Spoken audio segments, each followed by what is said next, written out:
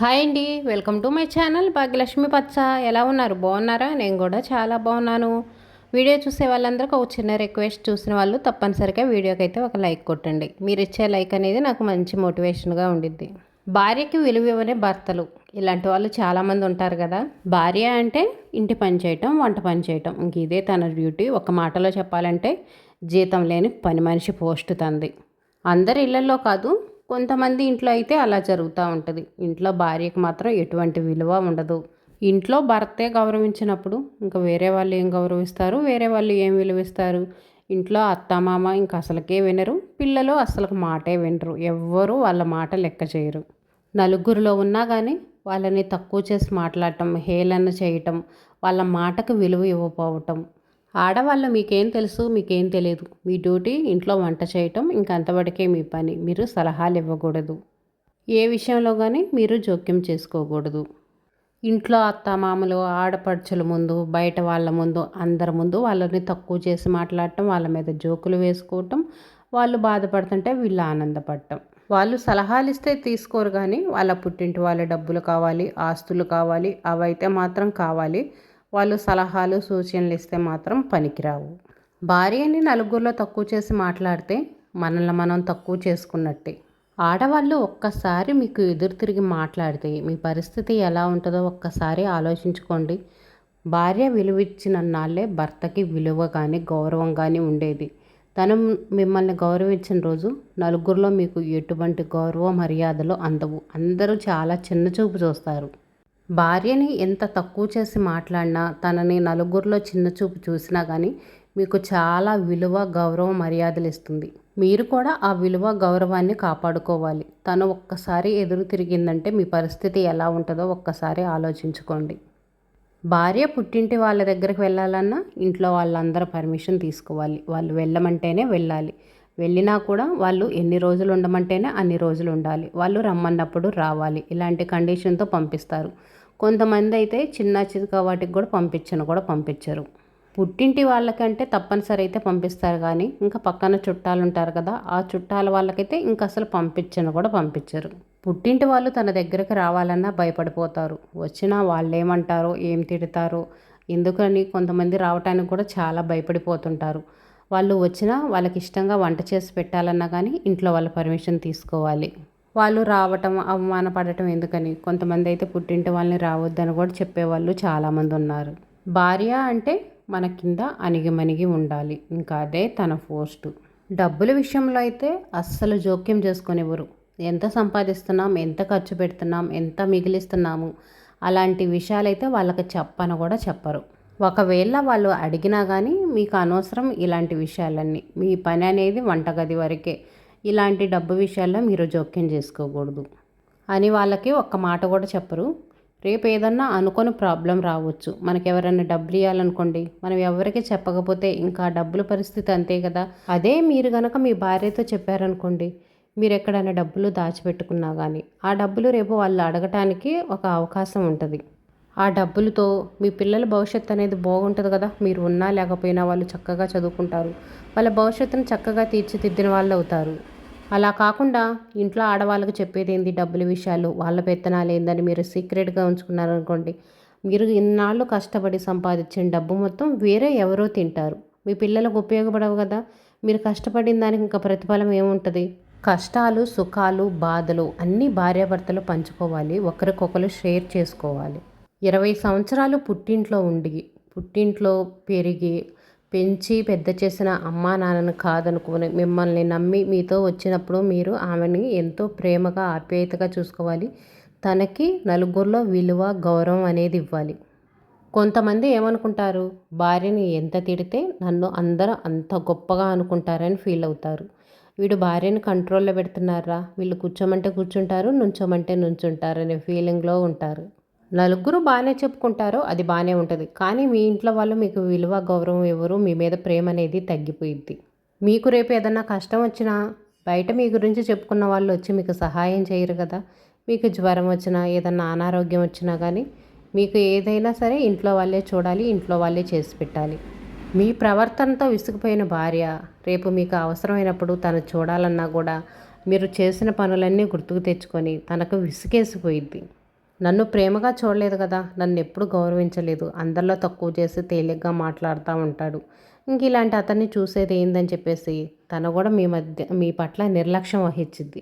చిన్నప్పుడే అమ్మా నాన్న నేర్పించాలి. మమ్మల్ని ఎంత ప్రేమగా చూసుకున్నావో, మేము చెప్పిన మాట ఎలా ఉన్నావో, రేపు పెళ్ళైన తర్వాత నీ భార్యను కూడా అలా ప్రేమగా చూసుకోవాలి, తన్ను కూడా గౌరవించాలి అని. ఇలా చెప్తే కొడుకు ఎక్కడ తన మాట వినకుండా ఉంటారు అని ఏ పేరెంట్స్ చెప్పరు. కొంతమంది వాళ్ళకు వాళ్ళు తెలుసుకుంటారు, ఎవరితో ఎలా ఉండాలి, ఎవరికి ఎంతవరకు మర్యాద ఇవ్వాలి, ఎవరితో ఎలా మెలగాలి అని. కానీ కొంతమంది తెలుసుకోరు. వీళ్ళు బయట నుంచి వచ్చారు, వీళ్ళ పని వంట చేయటం, ఇంక ఈ పనులు బట్టికే ఇంతవరకే వీళ్ళు కేటాయించడం, ఇంకా వేరే విలువ గౌరవం అనేది వీళ్ళకు ఉండదు అనే భావనలో కొంతమంది ఉంటారు. ఇంకా హౌస్ వైఫ్గా ఉన్న వాళ్ళనైతే నీకు ఎటువంటి సంపాదన లేదు, నేను సంపాదిస్తుంటే నువ్వు తిని కూర్చుంటున్నావు, నీకేం పని పాట లేదని అనేవాళ్ళు కూడా చాలామంది ఉంటారు. తను ఇంట్లో చేస్తున్న పనికి తన కష్టానికి మాత్రం ఎటువంటి విలువ ఉండదు. వాటికి కనుక విలువ కట్టి డబ్బులు ఇవ్వాలంటే ఇంకా వాళ్ళు చేసే జాబులు, వాళ్ళు సంపాదించే డబ్బులు కూడా సరిపోవు. ఒక్కరోజు మనం బయట నుంచి టిఫిన్ తెచ్చుకుంటే 100 రూపీస్ అవుతుంది. 100 రూపీస్ పెట్టి తెచ్చుకున్నా కూడా మన కడుపు నిండా ఉండదు. ఎవరన్నా ఇంట్లో పని చేయడానికి ఒక మనిషిని పెట్టుకోవాలన్నా వాళ్ళకి బోలెడు డబ్బులు ఇవ్వాలి. ఒక్కొక్కసారి డబ్బులు ఇచ్చినా కానీ పనిచేసి పెట్టే వాళ్ళు దొరకరు. భార్య లేని వాళ్ళకి తెలుస్తుంది ఈ బాధ, వాళ్ళ విలువ. ఇంకా లేని తర్వాత తెలుసుకున్న చేసేదేముంది.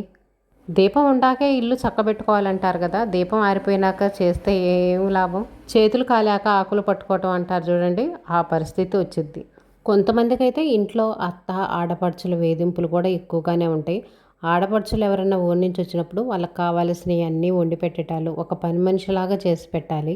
తను ఇంట్లో ఒక్క నిమిషం కూడా ఖాళీగా ఉండటానికి వీలుండదు, ఏదో ఒక పని చేస్తూనే ఉండాలి. ఇంట్లో 4-5 ఉన్నారనుకోండి, 4-5కి ఒక్క మనిషి చేసి పెట్టాలంటే వాళ్ళకి నిమిషం తీరకుండదు. కొంతమంది అయితే అన్నీ ఉండాలి, అన్ని వసతులు ఉండాలి, 2 కూరలు ఉండాలి, టిఫిన్లు ఉండాలి, ప్రతి ఒక్కటి అన్నీ పర్ఫెక్ట్గా ఉండాలి. ప్రతి ఒక్కటి పర్ఫెక్ట్గా చేసి పెట్టాలంటే ఒక మనిషికి రోజంతా సేకరి సరిపోయిద్ది అనుకోండి. ఇంట్లో భర్తే విలువివ్వనప్పుడు ఇంక వాళ్ళు ఎందుకు విలువిస్తారు. వాళ్ళైతే బాగా వాడేసుకుంటారు అనుకోండి. ఇంకా ప్రతి ఒక్క చిన్న పనికి వాళ్ళ చేతే పిలిపించుకుంటారు. టీవీ చూస్తా కూర్చొని కూడా వాటర్ తాగాలన్నా, ట్యాబ్లెట్ వేసుకోవాలన్నా వీళ్ళని పిలుస్తారు. వీళ్ళు వంటగదిలో ఉండి ఏ పనులైనా చేసుకోనండి, ఆ పనులన్నీ ఆపేసి వీళ్ళు పిలిస్తే పరిగెత్తుకుంటే రావాలి. లేదనుకోండి తర్వాత కంప్లైంట్ వెళ్ళిద్ది. వీళ్ళు ఏం చేస్తారు పాపం, ఇంకా తప్పదు కదా, ఇంకా అందరికీ కావాల్సినవి చేసి పెడతా కాంప్రమైజ్ అవుతా ఉండాల్సి వచ్చింది. వీళ్ళకి ఏదైనా హెల్త్ బాగలేదనుకోండి, వీళ్ళకి చేసే పెట్టే వాళ్ళే ఉండరు. చిన్నదానికి కూడా బాధపడుతున్నావు, చిన్న పని కూడా చేసుకోలేవా, ఒక్క రోజుకి తగ్గిపోలేదా, ఎన్ని రోజులు చేస్తారు నీకు పని, ఎన్ని రోజులు పడుకుంటావు బాగలేదని, ఇంక ఇలా అంటూ ఉంటారు. వాళ్ళకి ఒంట్లో బాగున్నా కూడా అన్నీ దగ్గరికి తీసుకెళ్ళి అందించాలి. కానీ వీళ్ళకి ఒంట్లో బాగుండకపోయినా కూడా వీళ్ళని అసలు సరిగ్గా చూడరు, పట్టించుకోరు. తిన్నావా, ట్యాబ్లెట్లు వేసుకున్నావా, పడుకున్నావా, ఇంకేమీ అడగరు. ఇంకా ఎన్ని రోజులు పడుకుంటావు, ఇంకా తగ్గలేదా, ఎప్పుడు పని చేస్తావు, మేము ఇబ్బంది పడుతుంటే అని ఇంకా వాళ్ళ మీద అరుస్తూ ఉంటారు. వాళ్ళని ఏదన్నా తిట్టినా సరే ఎదురు తిరిగి మాట్లాడటానికి కూడా లేదు, సైలెంట్గా ఉండిపోవాలి. ఎక్కువ శాతం కొంతమంది అయితే ఇలాగనే ఉన్నారు. ఈ రోజుల్లో అయితే ఇలాంటి వాళ్ళు చాలా తక్కువలేండి. ఇంకా పాత రోజుల్లో అయితే మాత్రం చాలా ఎక్కువ ఇలాంటివి, ఇంకా చెప్పుకోలేము.